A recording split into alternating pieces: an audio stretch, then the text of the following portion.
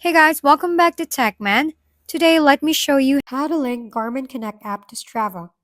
Connecting the Garmin Connect app to Strava is simple and ensures all your activities sync automatically. First, make sure your Garmin device is Bluetooth and download the Garmin Connect mobile app. Create a Garmin Connect account, then go to Settings, Connected Apps, and select Strava. Log into your Strava account and accept the permission prompts, making sure to enable activity uploads. Disabling this will prevent future syncs.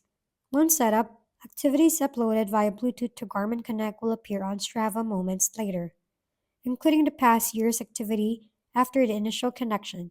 If you use Garmin Express on a computer, install the software, add your device, then authorize the connection through Strava's website. After the setup, all new activities will automatically sync, keeping your Garmin and Strava accounts seamlessly connected.